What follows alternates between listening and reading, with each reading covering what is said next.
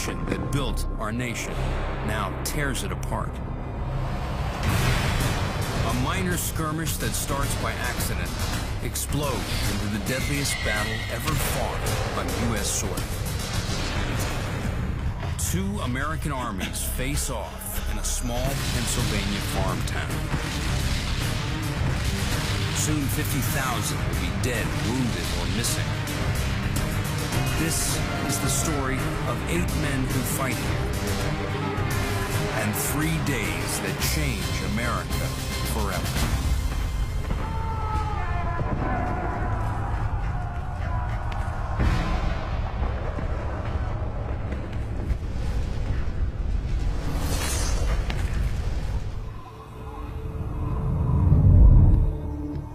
After the start of the Civil War, the Confederate Army is invading the North.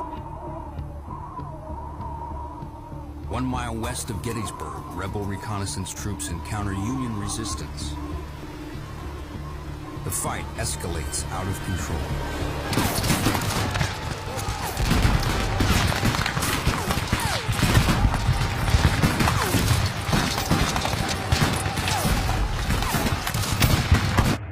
Gettysburg.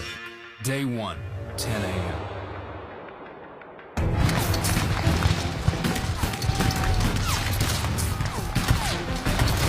"24-year-old Lieutenant Colonel Rufus Dawes leads the 6th Wisconsin Regiment of the Iron Brigade. These are the crack troops of the Army of the Potomac. 420 volunteers from the western frontier. They faced down the Confederates in Antietam. They're rugged and battle-tested. The Confederates outnumber them 2 to 1, but Dawes and his men have them on the run.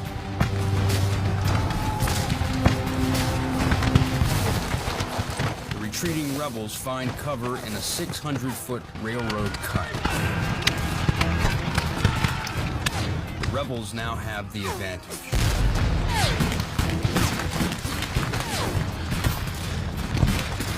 I first mistook the maneuver for retreat, but was undeceived by the heavy fire, which they began at once to pour upon us from their cover in the cut. For Dawes, retreat is not an option. Heroism runs in his family. His great-grandfather, William Dawes, rode with Paul Revere. Of all the people that you didn't want to go up against on a battlefield like that was Rufus Dawes and his Westerners. Those Western troops were tough, and he was tough. More importantly, he was tough and experienced. There's no replacement for that on the battlefield.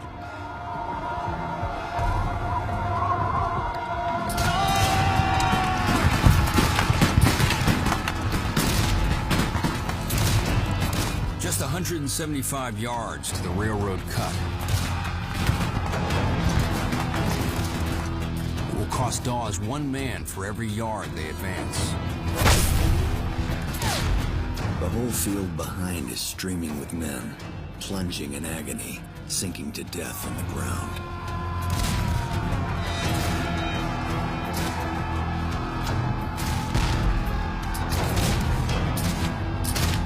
In the noise and thick smoke, Dawes must rely on the regimental flags, the colors, to command his troops.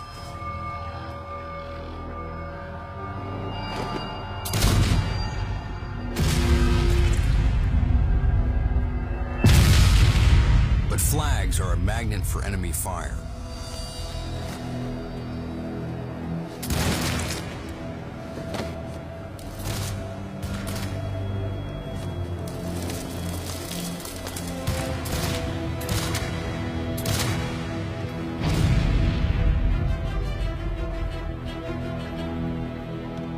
Men were being shot by the 20s and 30s. But the boys crowded in right and left towards the colors and went forward.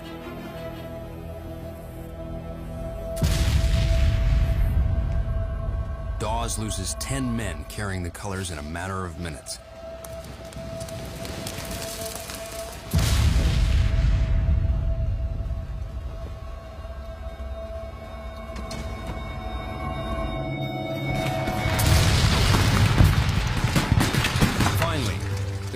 Confederate flag is within the reach of his Iron Brigade men.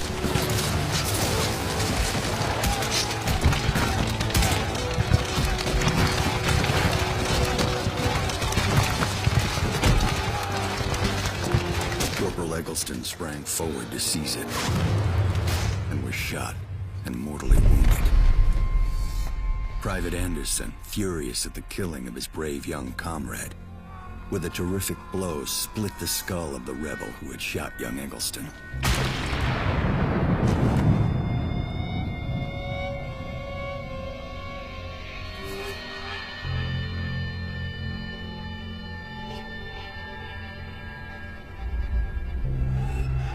Into this deadly melee came Corporal Francis A. Waller, who seized and held the rebel battle flag.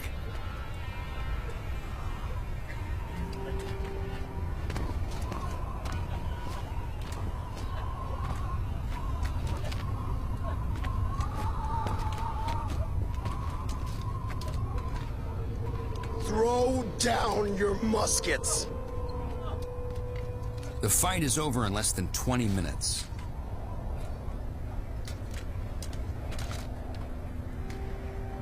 There are 600 rebel dead, wounded, or missing. Dawes loses nearly half his men. He's one of those rare soldiers that when everything else is chaotic, Dawes was able to find clarity. He's able to find purpose. He understands that his soldiers have to be inspired by his presence.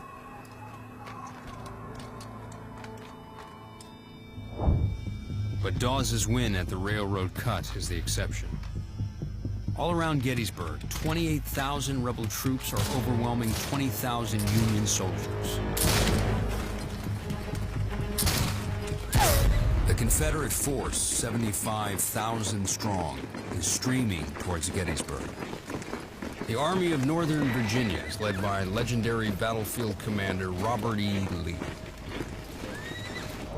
Lee's strategy: shift the fighting out of the south and into the north, threatening cities like Harrisburg and Washington, D.C. He runs into the Army of the Potomac at Gettysburg. This is where they'll fight. If you look at Gettysburg on a map, it looks like a wagon wheel almost, with the town in the center and all the spokes going out in all these different directions. The fact that Robert E. Lee and his troops ended up at Gettysburg was not what he wanted to happen at all. This battle started by accident, it started because of the roads, and as more troops arrived on these very roads, it escalated into the largest battle ever fought in the Western Hemisphere. Having won a string of victories across the South, Lee's army invades the North at the peak of its strength. One word would sum up Robert E. Lee's feeling in marching to Gettysburg, and that word is confident. They see the end of the tunnel. They can feel that if they maybe win in the North, that this war might finally end. The moment was now in '63. Lee knew it, and he didn't want it to pass by. What you got to remember is Lee is not there to win another battle. Robert E. Lee's there to win the war.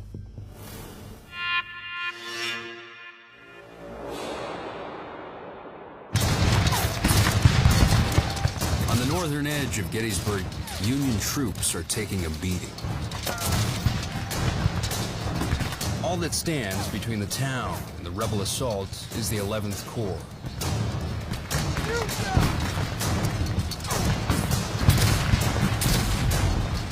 Among them, Sergeant Amos Humiston, ex-whaler, father of 3. He enlisted after hearing President Abraham Lincoln's plea for 300,000 recruits. Amos Humiston was like so many Union soldiers who felt this deep love for family and for home, but he also had a deep sense of commitment for the Army and for his nation. A bullet glanced off his ribs 6 weeks ago at Chancellorsville.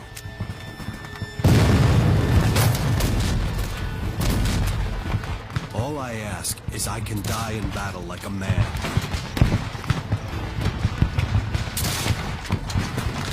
But I hate the idea of dying here like a hog.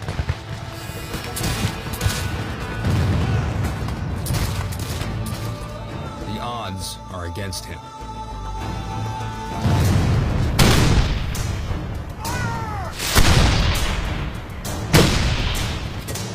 Battering the 11th Corps from a hill above town is Lee's newly appointed Lieutenant General Dick Ewell. Tenacious, eccentric, profane. Ewell lost his left leg fighting in the Iron Brigade last summer at the Second Battle of Bull Run. Now he's out for revenge. A month ago, Robert E. Lee's legendary second-in-command, Stonewall Jackson, was killed in battle. Ewell replaced him. It's a lot to live up to.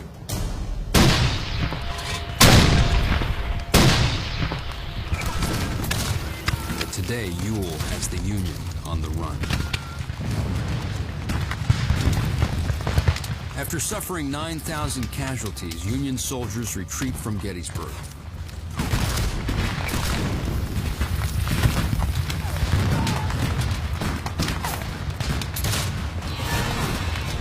Humiston has orders to cover the retreat.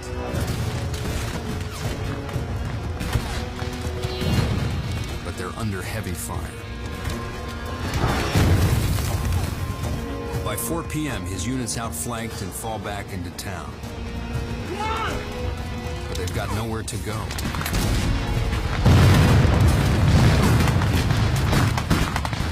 Ewell's Confederate troops are spreading out through the town.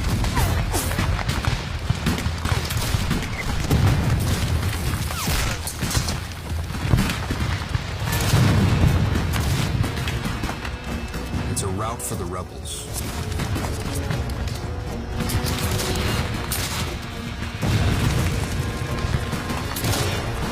Amos Humiston is surrounded. He's in for the fight of his life.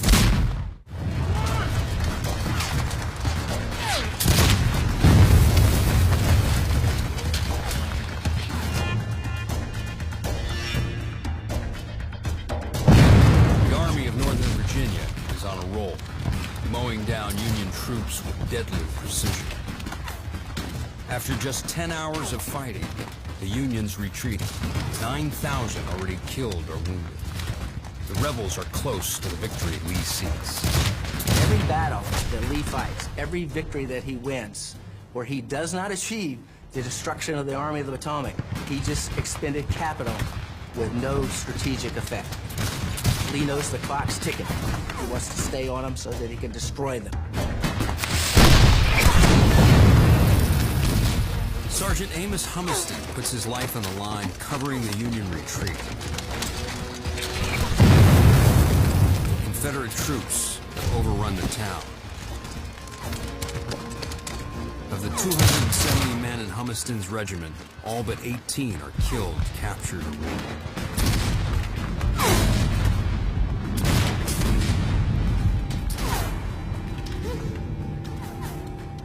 Humiston is trapped. You have put the little ones to bed, dear wife, and covered them o'er with care. My Frankie, Allie, and Fred, and they have said their evening prayer. Perhaps they breathed the name of one who is far in southern land, and wished he too were there to join their little band.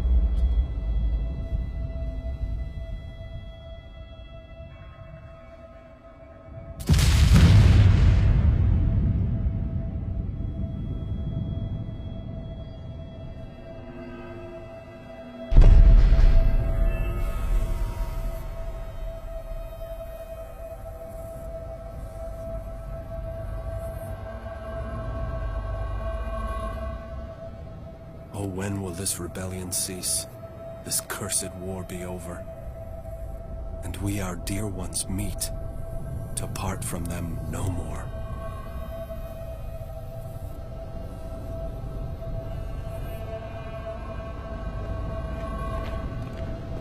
Across Gettysburg, terrified residents hide wherever they can, even in the town's bank vault.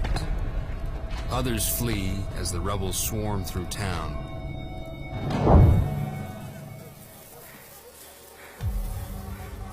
Especially African Americans, to avoid being seized by the rebel army.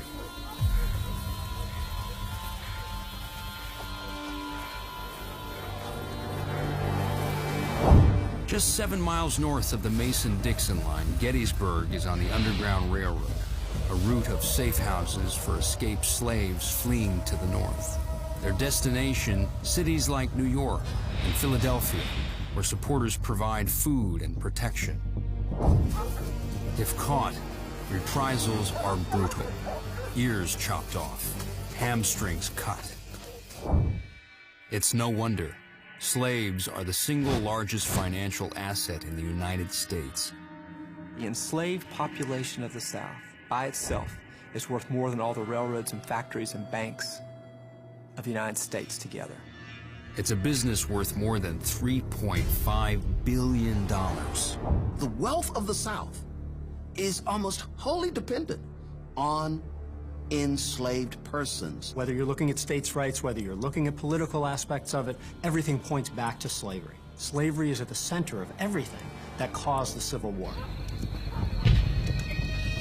By nightfall, the Confederate flag is flying over Gettysburg.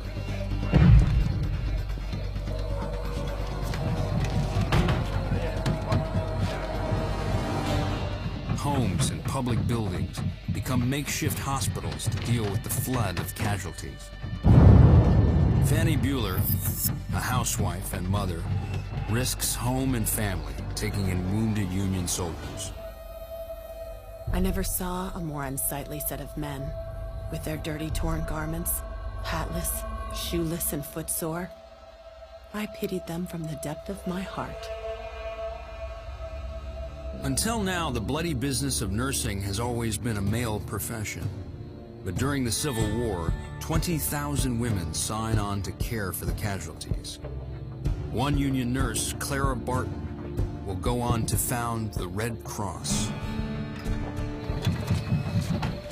Rebel soldiers go door to door looking for Union soldiers. They're hiding all over town. Lee has nowhere to put prisoners. During the war, so many are captured that North and South follow an honor system. Paroled prisoners take an oath not to rejoin the fight until formally exchanged. Parole is simply, I'm going to give you a piece of paper that says, don't fight anymore, and if I catch you fighting, then bad things are going to happen to you. Then what we're going to do later is we're going to have men from our army and men from your army meet at a neutral place, and we're going to trade soldiers just like kids sitting around trading playing cards. You know, I'll trade you 3 generals for 4 colonels and 9 lieutenants for 50 privates. The punishment for breaking parole is death.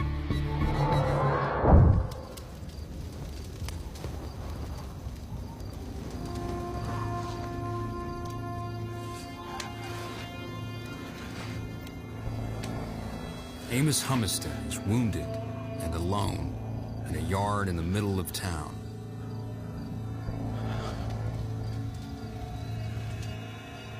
He grasps an ambrotype, a photographic image of his 3 children fixed in glass,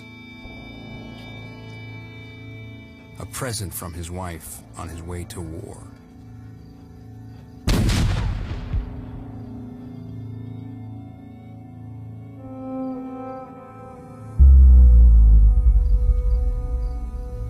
The Amos Humiston story is going to resonate with any soldier. If you go to any unit in the United States military today, obviously you're going to find service members with pictures of their children, their wives, their sweethearts, because that is a tangible link to your normal life. Your condition in combat is not normal. You're there in the service of your country to do what the nation asks you to do.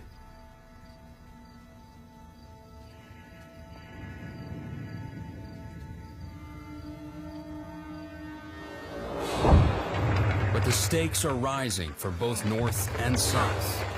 On the high ground outside town, Rufus Dawes and the Union Army dig in.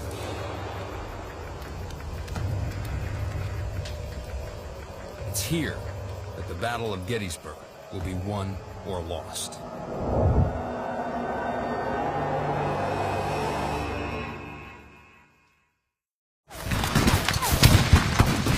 Suffering heavy losses, Union troops pull out of Gettysburg, leaving the town in Confederate control.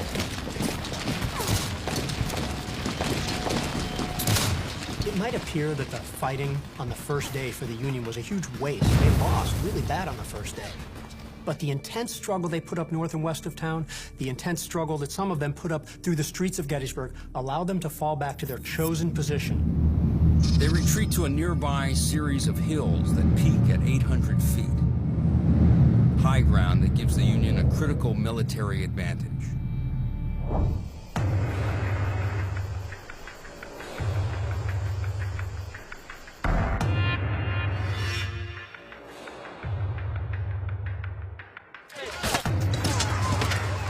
On Culp's Hill, Rufus Dawes and what's left of his Iron Brigade unit dig in. They have a new weapon, the shovel. They're building breastworks, a form of fortification dating back to the Romans.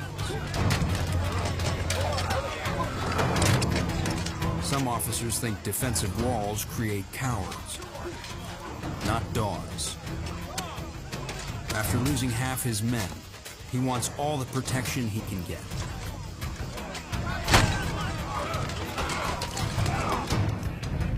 Down below, Ewell has orders from Robert E. Lee to take Cemetery and Culp's Hills, but with the qualifier, if practicable.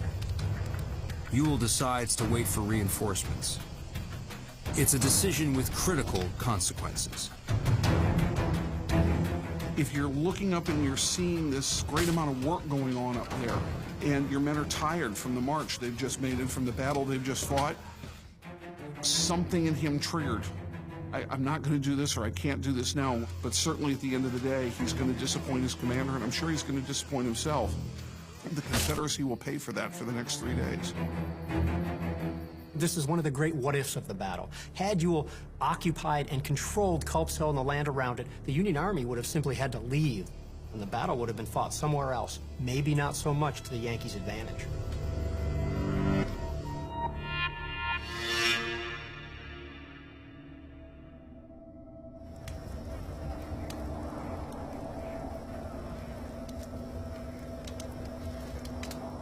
In the fields around Gettysburg, a grim new harvest.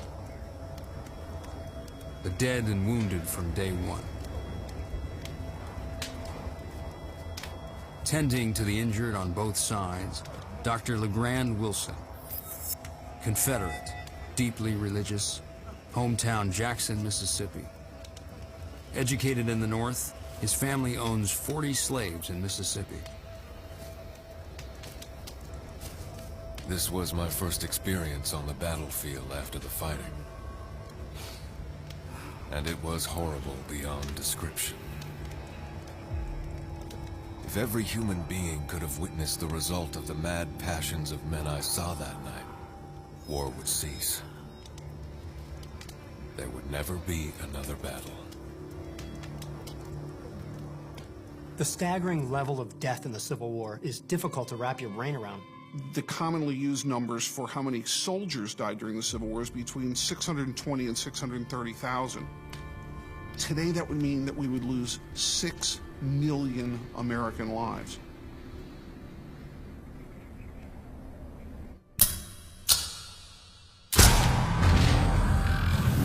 One innovation making this war so deadly, the mini-ball. 90% of the soldiers Wilson treats have mini-ball wounds.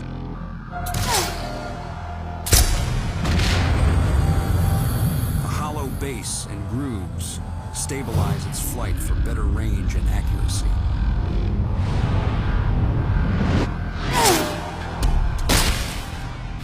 On impact, it flattens out, causing much larger wounds than traditional musket balls. The warped bullet shatters bones that splinter and tear through the body. And the grooves in the bullet carry deadly bacteria leading to gangrene. The only way to stop it, amputation.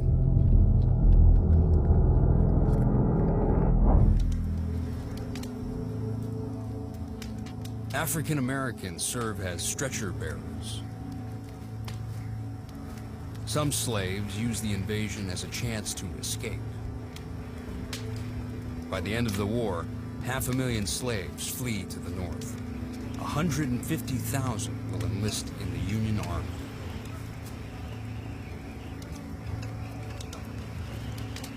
Dr. Wilson loses a family member on the first day of battle. Among the dead was my own nephew, Lieutenant George Adrian Howes, who must have been shot in the advance upon the enemy in the morning.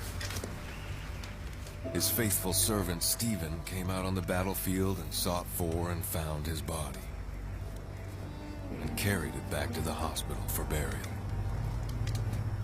Family members often serve side by side. It's one reason why they fight so hard. In some states, a quarter or more of the military-aged men were dead as a result of the war, with hundreds of thousands more wounded. In some cases, all the young men of a town were wiped out during the Civil War.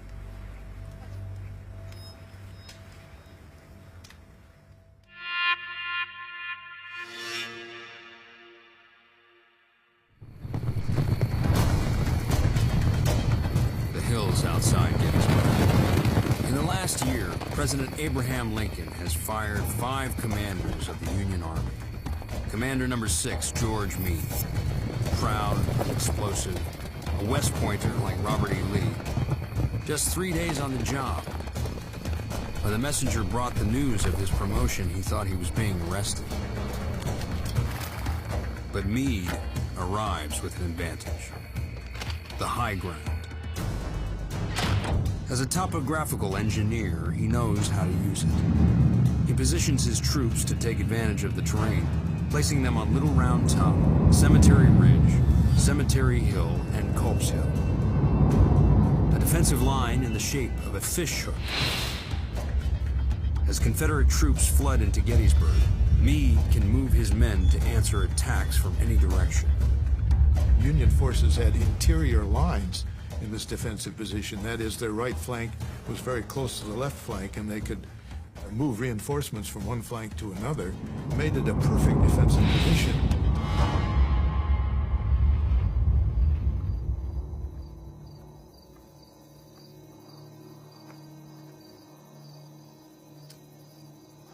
Rebel troops in town don't notice Amos Humiston. Mortally wounded, he prepares to die alone, except for the photograph of his children. How I want to see them and their mother is more than I can tell. I hope that we may all see each other again. The first time that I see you, I will tell you more than I can think of now. Be a good girl. So, goodbye. Amos Humiston bleeds to death. No identification.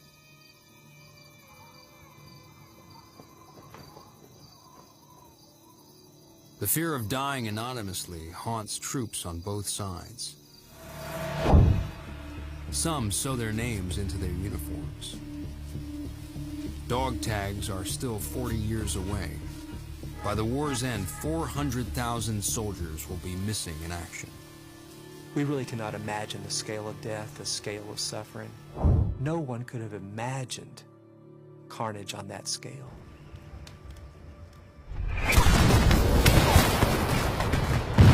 Day 2 at Gettysburg brings more devastation and a daring all-out rebel assault.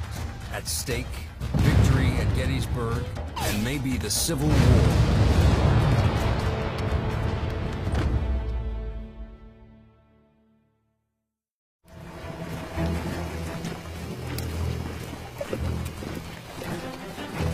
Gettysburg. Day 2, 12 p.m. The rebels are on the move. They're planning a surprise attack by 14,500 troops. Their mission, break the Union stranglehold on the high ground by outflanking Meade's fishhook. The goal of the Confederates on July 2nd is to find the Union left, damage, destroy it, and roll up it, and unhinge the entire Union position and win the Battle of Gettysburg. Leading one rebel unit, Brigadier General William Barksdale. Pro-slavery, pro-secession, Southern patriot, hometown Columbus, Mississippi. Barksdale was a man who took the ideas of the Confederacy and pursued them with raw aggressiveness, with an unfettered hatred for the Yankees. But there's a problem.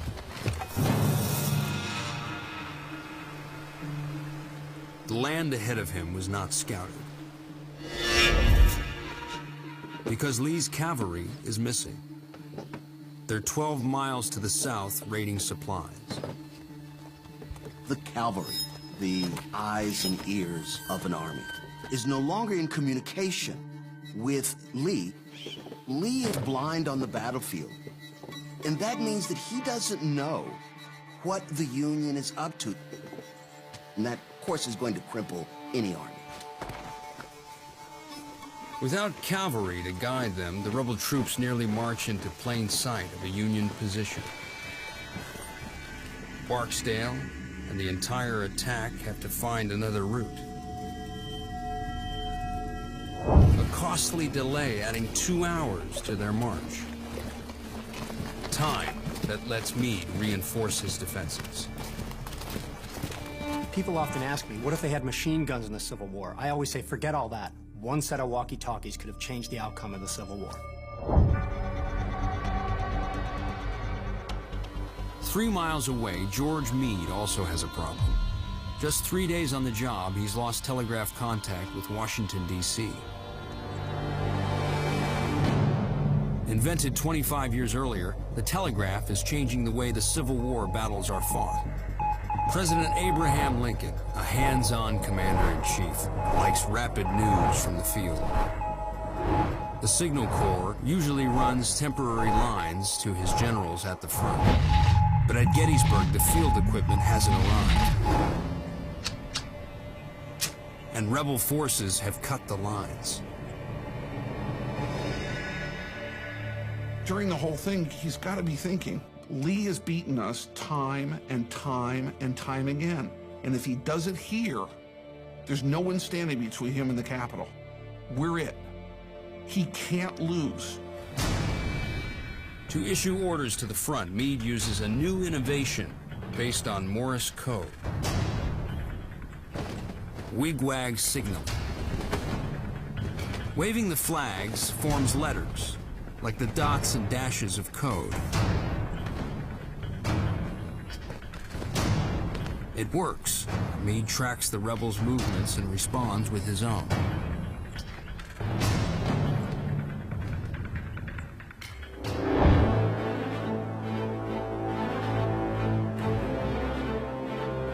Meanwhile, on Culp's Hill, Rufus Dawes waits with what's left of his Iron Brigade unit. Yesterday, they routed the rebels at the railroad cut.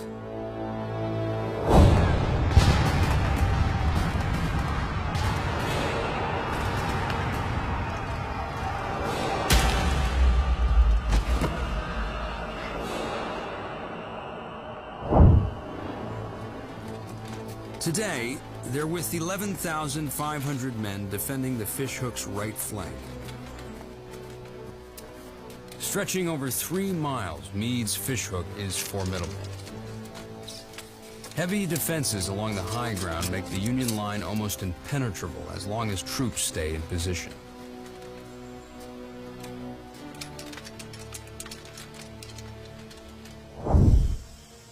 But one Union commander isn't following Meade's orders. Major General Dan Sickles.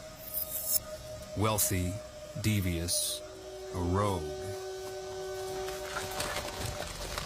Recently acquitted of murdering his wife's lover using the first plea of temporary insanity in U.S. history, he'll leave Gettysburg even more notorious.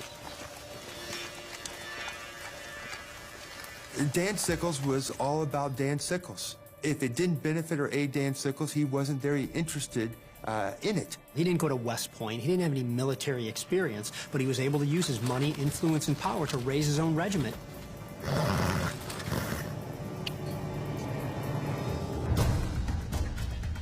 Against Meade's orders, Sickles moves his 3rd Corps too far forward, fracturing the fishhook and leaving the flanks exposed. A blunder that could cost the Union the battle, and maybe the war.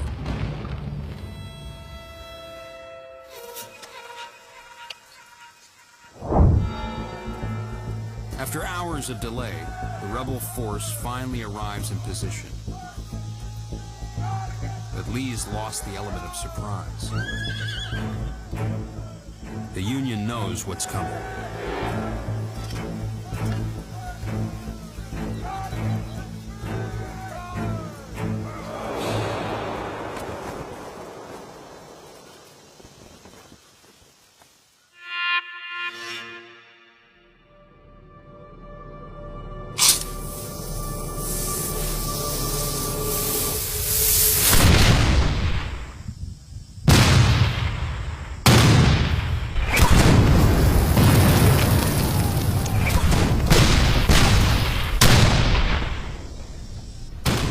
Hill, Dawes hears the assault begin.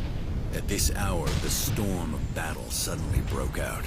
Artillery and musketry thundered and crashed together. Wave after wave, rebel troops launch one of the epic assaults of the Civil War. Barksdale is about to get the fight he's always wanted, but is ordered to hold his ground. William Barksdale is ready to go. He's chomping at the bit, but he has to wait a little longer.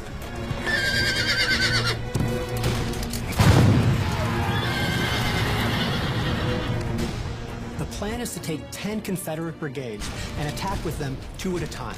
One brigade striking the enemy, then 15 or 30 minutes later, the next one strikes the enemy, and then the next and the next. Fights that are now burned into the pages of American history. Devil's Den, Little Round Top, the Wheat Field, the Peach Orchard, and Cemetery Ridge.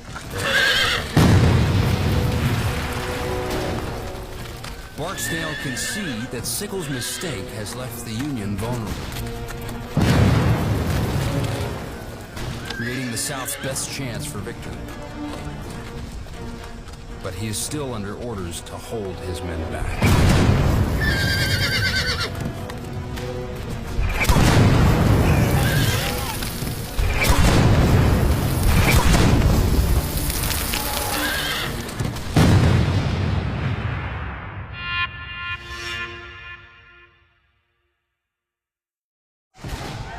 "60 minutes pass, but Barksdale's regiment still waits.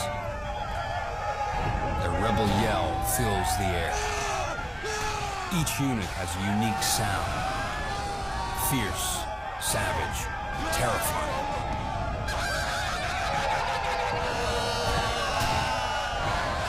With Barksdale, Private Joseph Lord, 21 years old, laborer, hometown, Big Oak, Mississippi. Carrying the colors makes him a prized target for Union sharpshooters.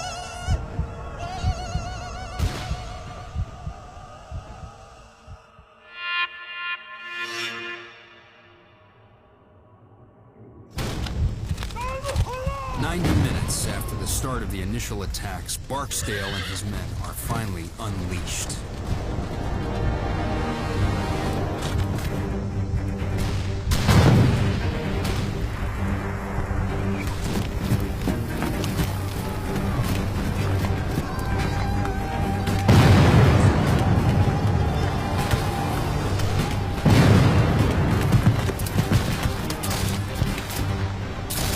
They storm into enemy fire, racing towards Sickles' position.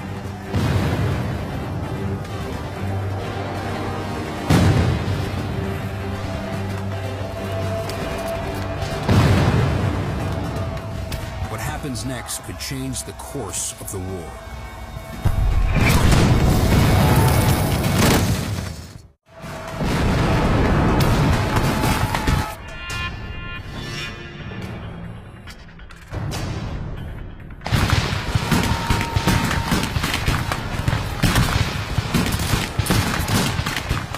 adrenaline, sure of their cause, William Barksdale and his Mississippi Brigade are finally attacking.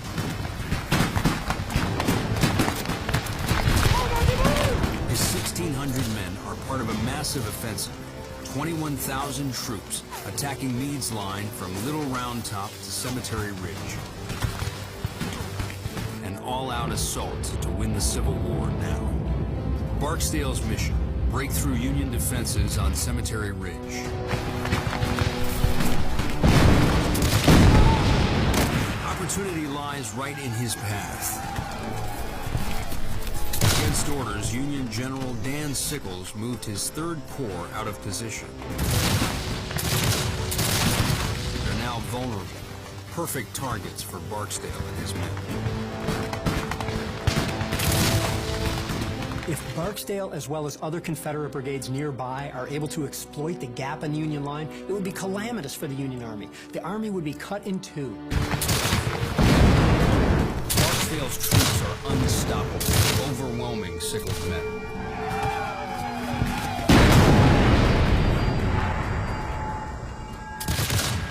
Their defenses start to collapse. Meade's entire line could be next. William Barksdale and his troops hit the Yankees like a hammer. He rolls over those Union troops, captures several hundred, if not more than that, of the Union troops, and continues on in several directions towards Cemetery Ridge. Watching from Culp's Hill, Rufus Dawes knows the Army of the Potomac's in trouble. We could plainly see that our troops were giving ground. Thousands were streaming to the rear.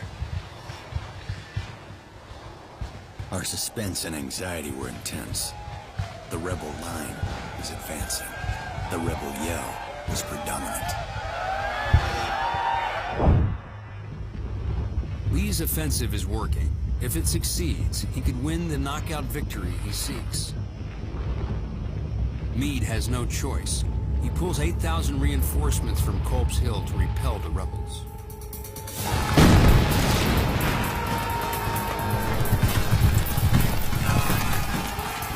Charging towards Cemetery Ridge, Barksdale and Lloyd advance 600 yards through a barrage of enemy fire.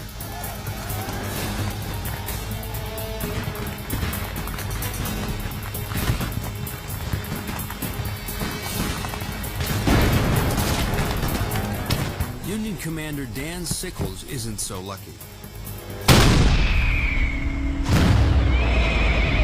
A direct cannonball hit severs his leg.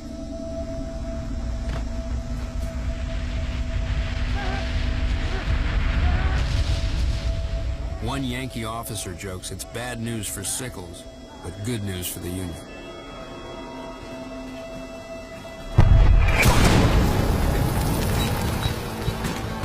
It takes Barksdale's Mississippi Brigade nearly an hour, but they finally break through Sickles' line. Union troops are on the run. Barksdale's men approach Cemetery Ridge, sensing victory. But they're charging straight into more than 20 Union cannons just 400 yards away, each capable of firing 2 rounds a minute.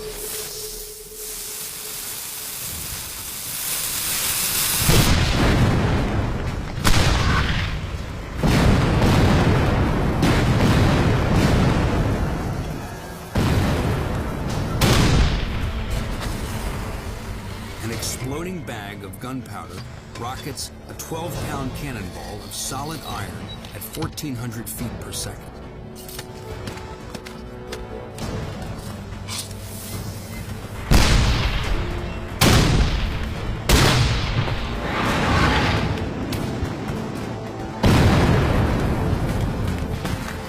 At this range, Barksdale and Lloyd will be torn to pieces. Barksdale, he's been grievously wounded during the attack. He's hit in the left thigh in a very dangerous wound, bleeding profusely. He's asked to leave the field, refuses. Continuing to lead the attack, he has part of his left foot shot away. Stays in the saddle, continuing to lead the attack. He knows the stakes here. The Mississippi Brigade comes close to cutting through Union lines. Then Meade's reinforcements slam into Barksdale and Lloyd. I turn again to the front, see the enemy bursting through the bushes and firing at us. They had come out from the top of the hill, fresh. And did our gallant Barksdale ride into our midst and still say, "Forward through the bushes." Barksdale's exhausted men finally break formation, losing their combined firepower.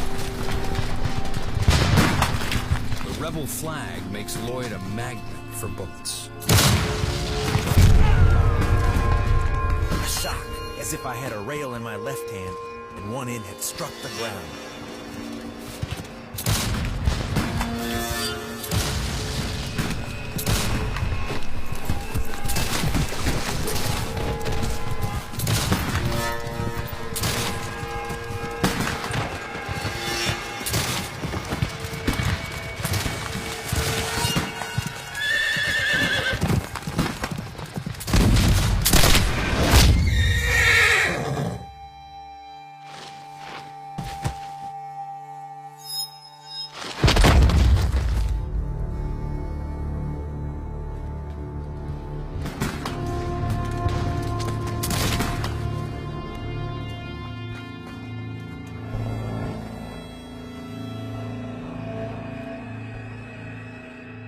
The Union line marches over.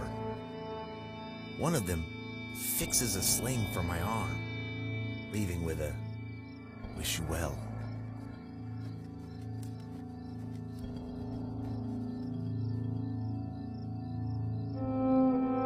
50% of Barksdale's brigade are dead, wounded, or captured.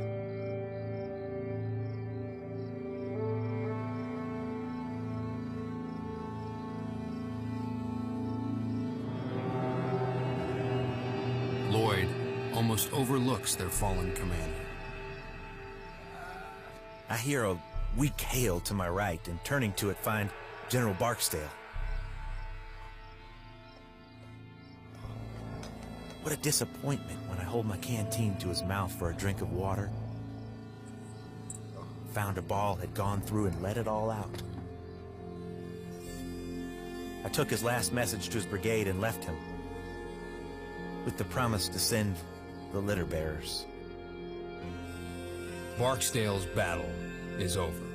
His last thoughts are of his family.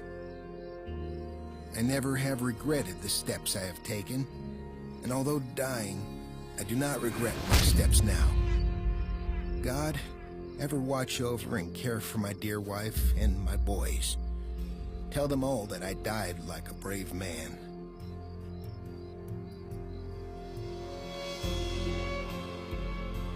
You have to wonder if he was thinking, I'm going to end the war. I'm going to be the great instrument that is going to break that Union line in half and destroy the Army of the Potomac and remove it from my army's opposition for once and forever. And his troops' performance there was unbelievable and very nearly succeeded. Meade's fishhook has held. This offensive is over. Confederate General Longstreet will call it the best 3 hours fighting ever done by any troops on any battlefield. 16,000 are dead, wounded, or missing on both sides. But day 2 isn't over. To stave off the rebels, Meade pulled troops from Culp's Hill. As night falls, only 1,400 Union defenders are left there. It's an opportunity the Confederates won't miss. This is their chance.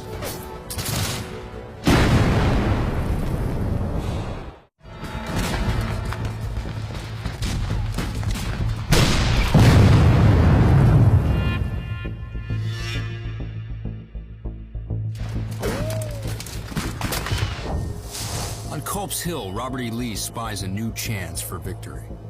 Meade pulled 8,000 troops from the hill to counter the rebel assault. Just 1,400 Union soldiers remain.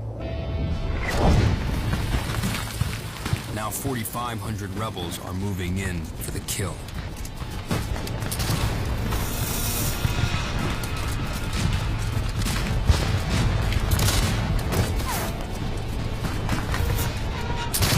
Charging up Culp's Hill with the rebels is Private Ridgely Howard. 33 years old, slaveholder, from a prominent Maryland family, hometown Baltimore. His grandfather fought with Washington in the Revolution. Now he's fighting to divide the nation they created. To Howard's disgust, Maryland sided with the North.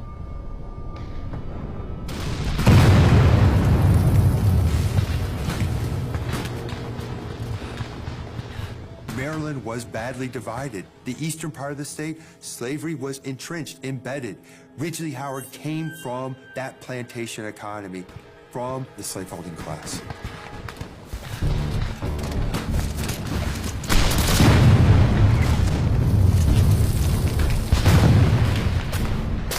Howard and the Maryland rebels attacked Union defenses dug into the hill.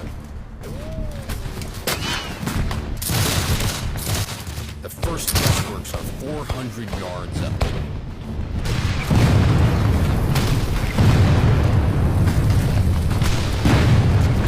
It's chaos. Bullets and shells fly in all directions.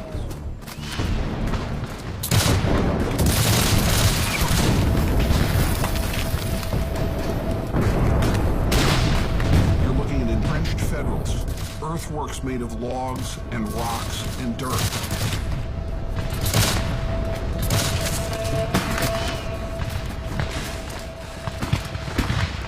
You've got to be thinking to yourself, this is my last fight. I'm not coming back from this.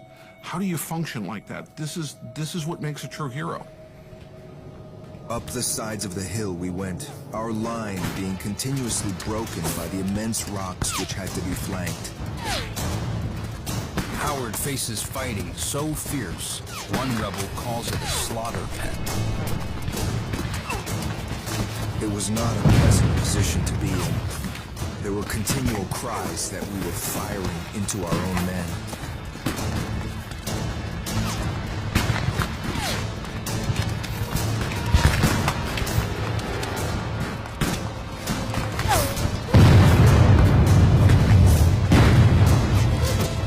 Rebel troops claw their way up Lower Culp's Hill at a terrible cost.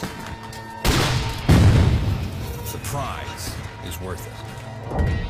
Beyond Culp's Hill lies the Baltimore Pike, the Union's main supply route and line of retreat. If the Confederates capture Culp's Hill and control that point, the Union Army has to leave. After 2 days of battle, wounded from both sides pour into makeshift field hospitals. At one, Private Joseph Lloyd is about to lose his arm. Barksdale's color guard, he's 23. During the Civil War, 2 soldiers will die of disease after medical care for every one killed in battle. The quickest solution to most serious limb injuries is amputation. Medicine is in its infancy, but anesthesia is available. Chloroform was recently discovered, and morphine administered liberally. 1,000 gallons of whiskey are also on hand. Confederate surgeon LeGrand Wilson has been treating casualties continuously since last night. The patient may either sit on a chair or lie near the edge of a bed. The tourniquet is to be applied. While one assistant holds the hand, another is to take hold of the forearm.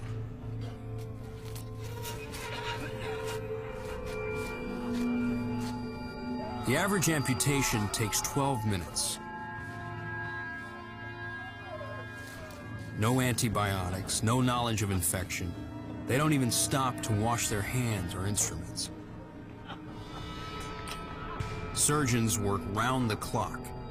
It's the source of the term old sawbones. Lloyd will be one of the lucky ones.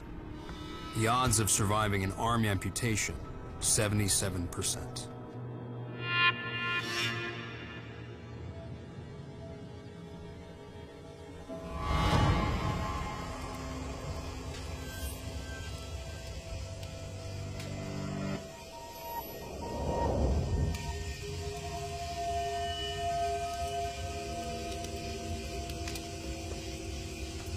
Rufus Dawes and his men are among the few Union defenders left on Culp's Hill.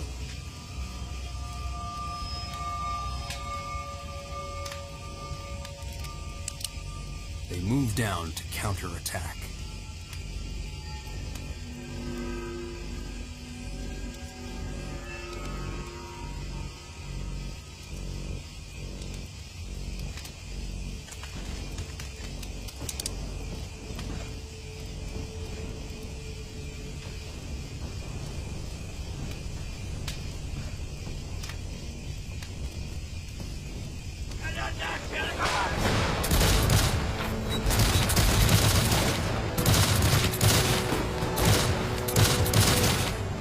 As we neared the breastworks, the crash of Union muskets breaks out on our right.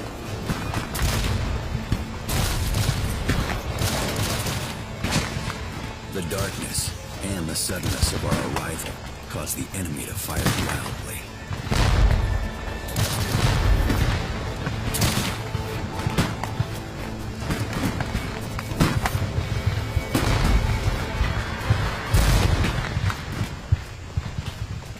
Dawes and his men win their skirmish. But like day one, they're the exception.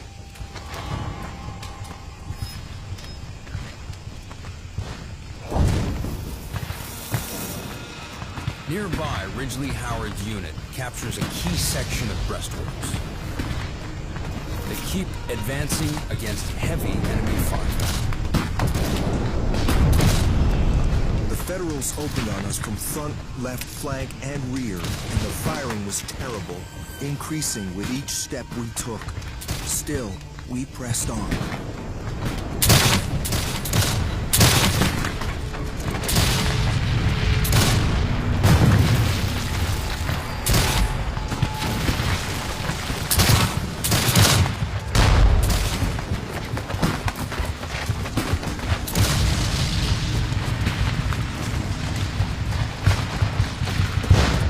Just 500 yards from the Baltimore Pike, in a position that would threaten the entire Union line. But at night, in unfamiliar ground, a great opportunity is lost. They would be in the rear of the Union Army. They could be on the flank of the Union Army. But because of something so simple, darkness, they don't even know how close they are. Unable to tell friend from foe, they cease firing. If the Confederates had managed to carry Culp's Hill on the evening of July 2nd and break through, they would have captured the Union communications line on Baltimore Pike. All of the supply wagons were there, reserve artillery was there. That would have forced Meade to retreat, and it could have been a major turning point in favor of Confederate victory.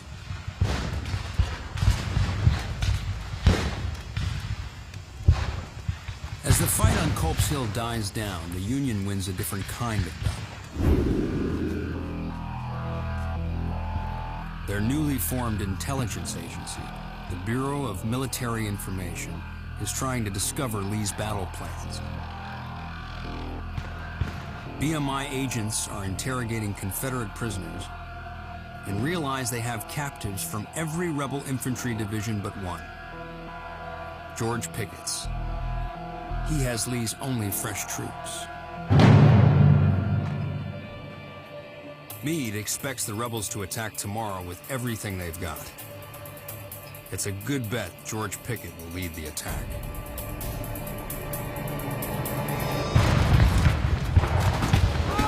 Tomorrow, Ridgely Howard will face his Maryland neighbors in a fight to the death. And Robert E. Lee will launch one final all-out assault, Pickett's charge.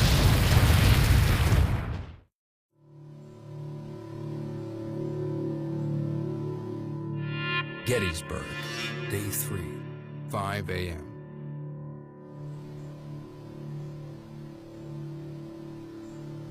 The stakes have never been higher.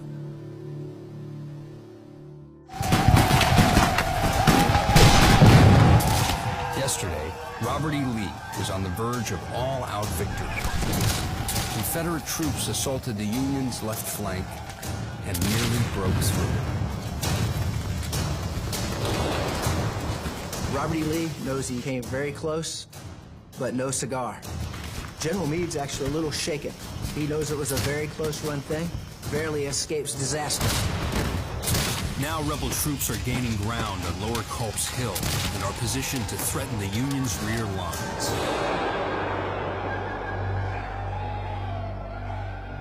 Meade sends in reinforcements. One Union brigade is led by Colonel James Wallace, educated, wealthy, also from Maryland. The only Union colonel who owns slaves. Medic, get over here, quick! During the Revolution, his grandfather and Ridgely Howard's fought in the same regiment. Today, the two Marylanders will battle each other. Maryland, like other border states, is torn apart. So many divided loyalties. Maryland, they had to decide which side they were on. Maryland is one of 5 border states, loyal to the Union, but slavery is legal. Passions for and against slavery run hot here. Federal troops occupied Baltimore throughout the war to prevent a Confederate uprising.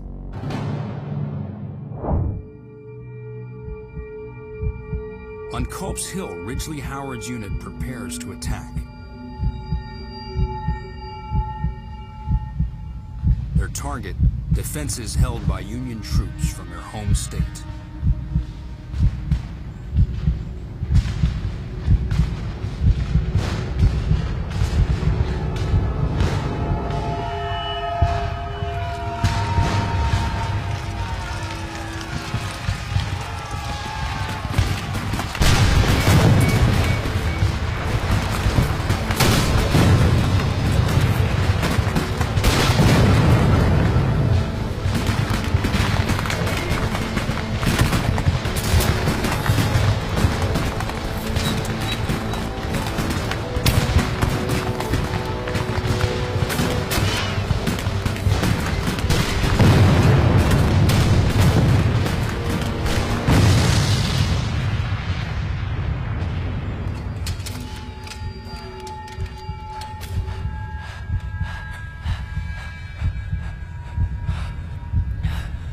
The men seemed to feel the solemnity of the occasion and to understand the desperate nature of the charge to be made. I prayed for strength to do my duty. Last night, the rebels outnumbered Union defenders 3-1. Now, those odds are reversed.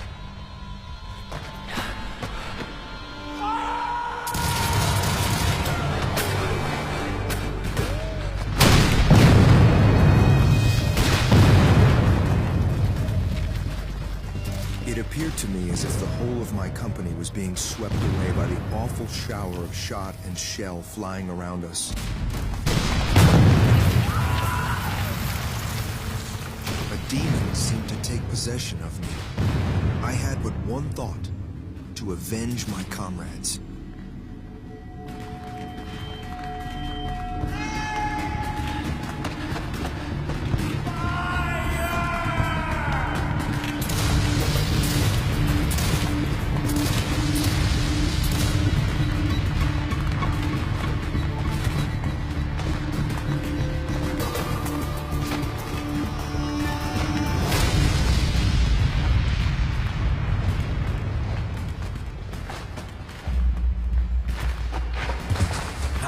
Takes a bullet fired by the Union's 1st Maryland Regiment. I felt a burning in my thigh, as if all the blood in my body was rushing to one spot. It is a hard thing to say, but I am convinced the Federals deliberately shot at us while we lay there helpless on the field. A soldier at my left was shot. I was also struck in the hip. Hip wounds are almost always fatal. Every moment I expected would be my last, so I straightened myself out, folded my arms over my breast, and waited for my time to come. Time slows as Ridgely Howard prepares to die.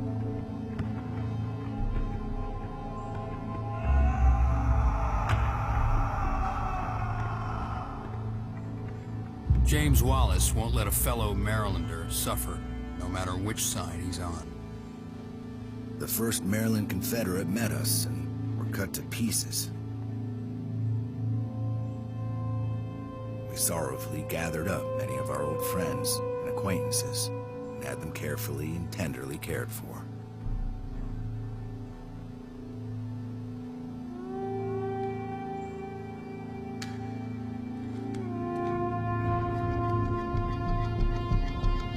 I don't know how long I lay.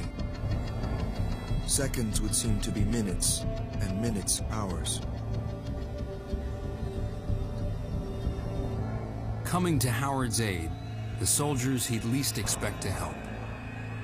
The same Union troops who shot him. They asked what regiment I belonged to. I replied, the Maryland Battalion, to which they made answer, "Do you know you are fighting your own men?" I answered, "Yes, and we intend to fight them."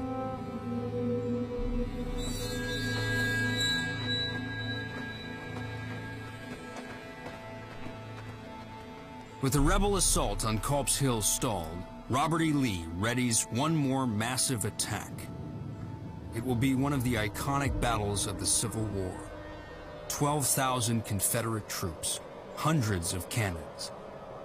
The largest artillery barrage ever in North America is about to begin.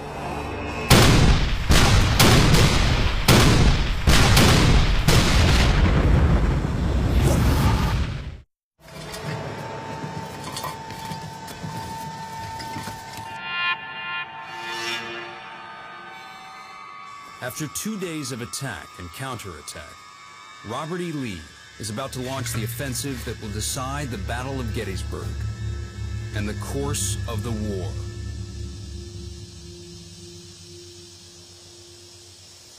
He's sending in 12,000 soldiers anchored by George Pickett's division, his only fresh troops.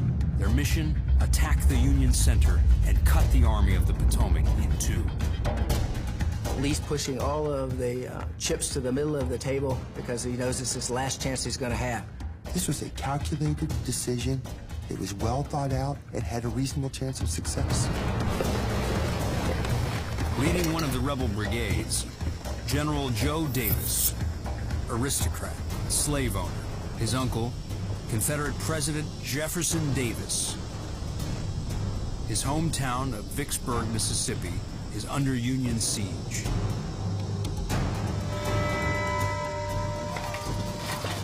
To weaken Union defenses, 160 Confederate cannons move into position. A line of artillery 2 miles long. Against them, 100 Union cannons. It's 87 degrees, brutally humid.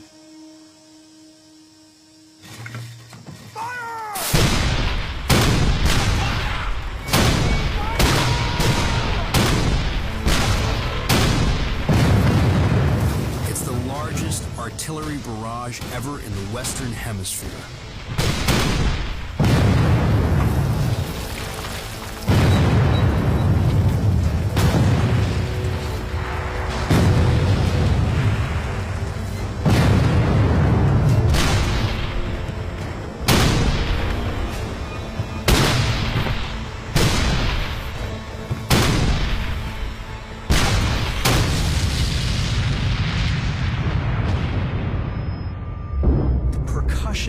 Would shake the internals. The organs would actually, in some cases, rip apart. The membranes within the ear would tear. This would create blood streaming down the sides of these artillery units' faces.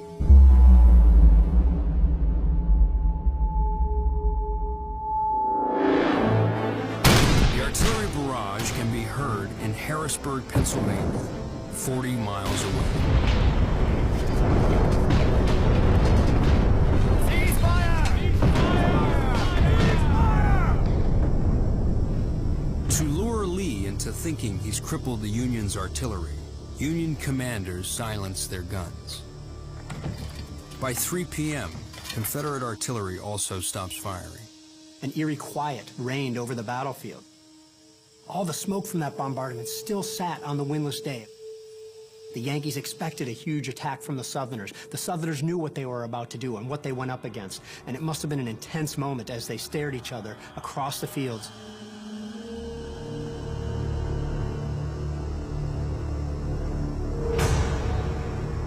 The Confederate command believes it's safe to send in their troops. Time to set in motion one of the iconic battles of the Civil War.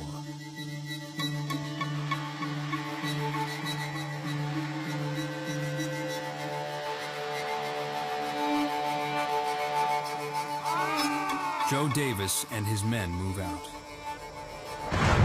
Part of a rebel assault that stretches a mile.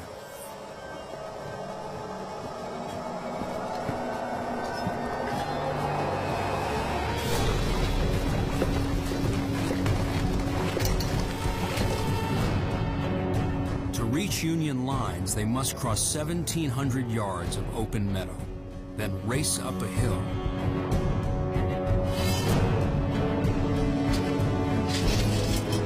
Unknown to the Confederate leaders, the Union artillery still has plenty of firepower.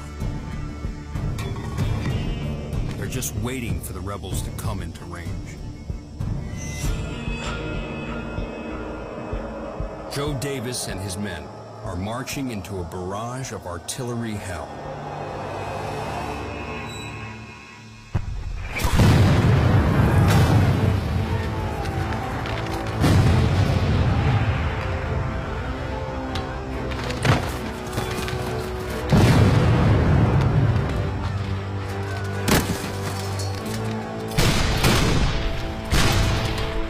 First, the ordnance rifle cannon, made with 4.5-inch strips of wrought iron. Invented just 2 years earlier, they're tough and reliable, designed with a 3-inch groove bore for greater range and deadly accuracy. The ordnance delivers shells that explode on impact. And time shells and shrapnel that burst in the air over the enemy's heads.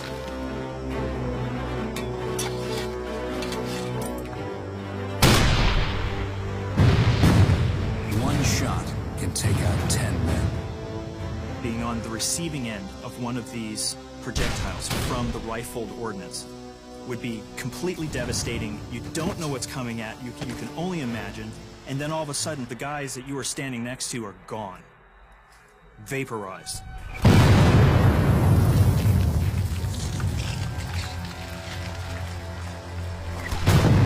Stopping to return fire in an open field is suicide.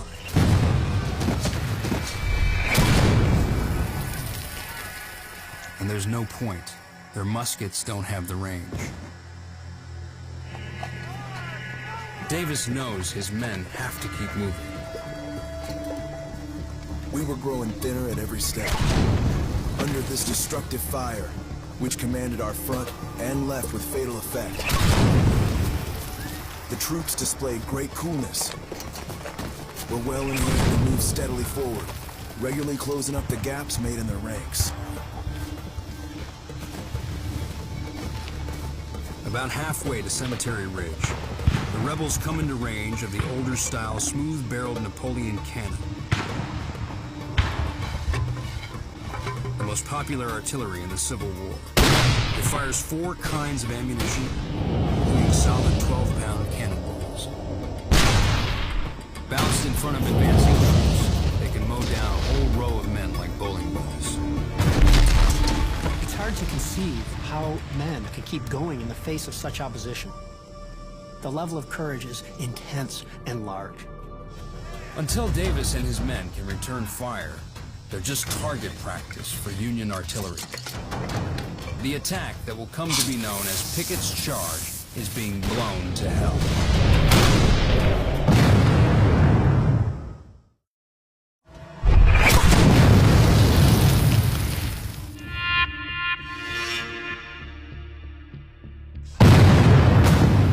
Lee's offensive is advancing toward enemy troops on Cemetery Ridge. Union artillery is mowing them down. It's the moment of truth at Gettysburg for both armies. Joe Davis and his men are now 400 yards from the Union guns. Canister range. Canister is the most devastating weapon of the day. Basically tin cans packed with 28 iron balls.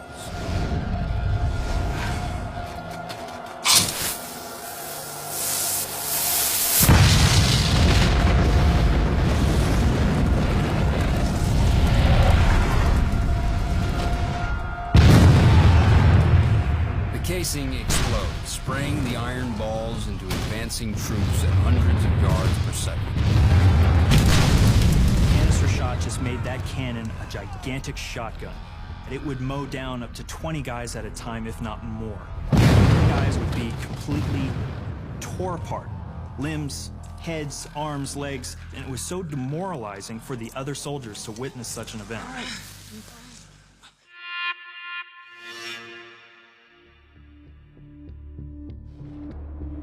Davis regroups at a dirt road, the Emmetsburg Road, 200 yards from the Union line. They're now within range of enemy muskets.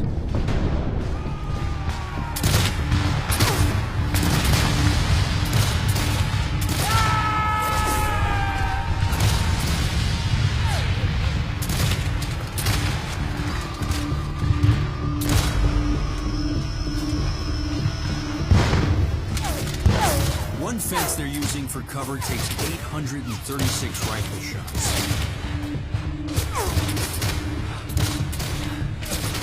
The brigade to the left of Davis hasn't caught up, exposing his flank and opening a hole in the rebel line.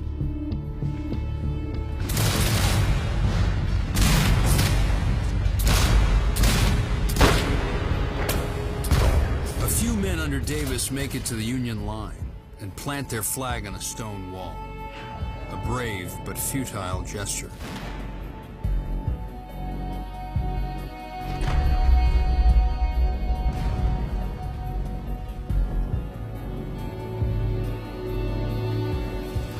The rest of the unit under Davis cracks and retreats.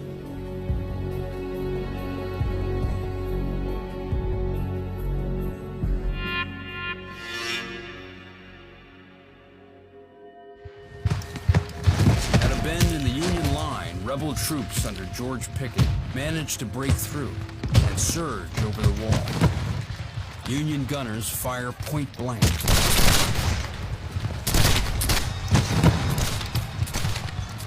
Now it's to the point of hand-to-hand combat. This is as brutal as it gets. It is literally with musket butts and using fighting knives, using the bayonets by themselves as thrusting weapons. The rebels overrun 3 cannons, but they're soon overwhelmed. It's Lee's last chance for victory at Gettysburg, but it's not enough. They almost cut the Union Army in two. They almost did it. Robert E. Lee's great moment of promise quickly turned into his greatest defeat by far.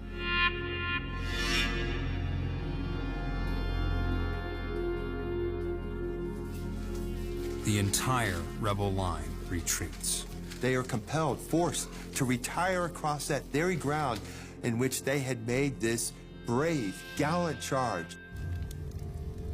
More than half of the force that began Pickett's charge is dead, wounded, captured, or missing. Lee loses a third of his army at Gettysburg. It's the bloodiest battle ever fought on American soil. More than 50,000 casualties. Robert E. Lee's bold invasion of the North has failed.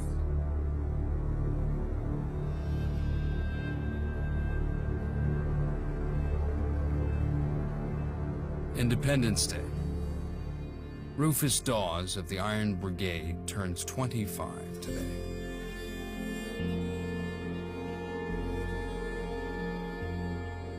What a solemn birthday. My little band, now only 200 men, have all been out burying the bloody corpses of friend and foe. No fighting today. The Civil War will last another 2 years. Gettysburg wasn't Lee's last chance to win, but it was his best. He'll never come this close again. It gave Northern people the belief that Union military high command could in fact match Robert E. Lee on the battlefield. Nobody believed that the war was near an end, but many in the North, they took from Gettysburg solace, hope that in fact the tide could possibly turn in their favor. For so many reasons, this battle stands out as a pivotal and significant American event.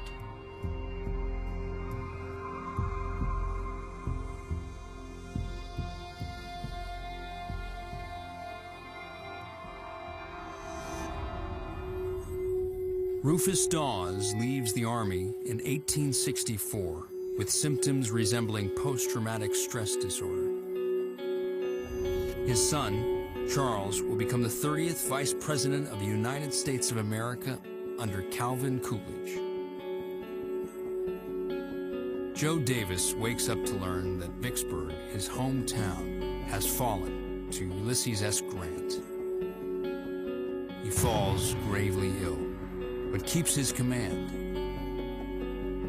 He'll accompany Lee to Appomattox for the South's formal surrender.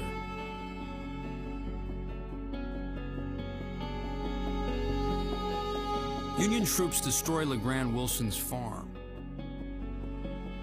From the sale of his last bale of cotton, he starts his own medical practice.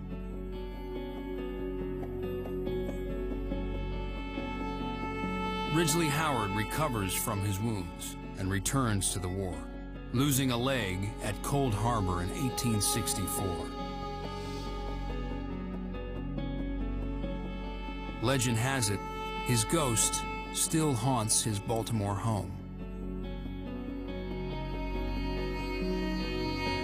It falls to Fannie Bueller and the people of Gettysburg to help the Army care for the casualties and pick up the pieces.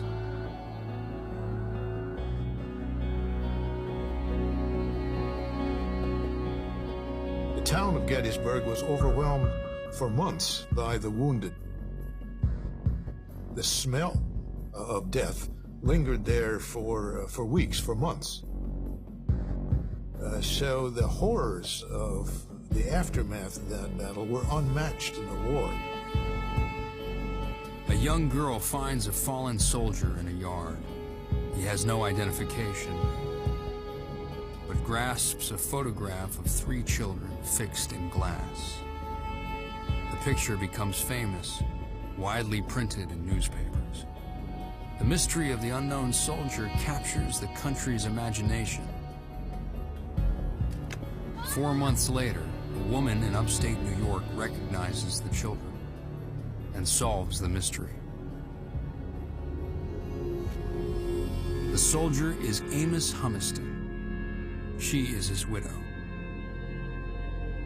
Humiston is buried at a new cemetery on the Gettysburg battlefield. President Abraham Lincoln speaks for barely 2 minutes at its dedication. The battle here and his speech will echo through the ages.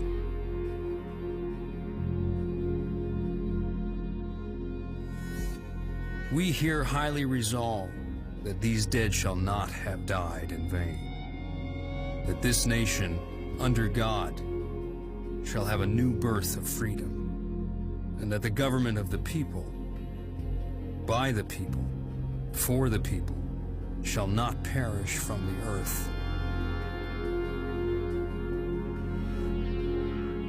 Gettysburg was a turning point in the war to decide America's future, preserving a nation conceived in liberty and dedicated to the proposition that all men are created equal.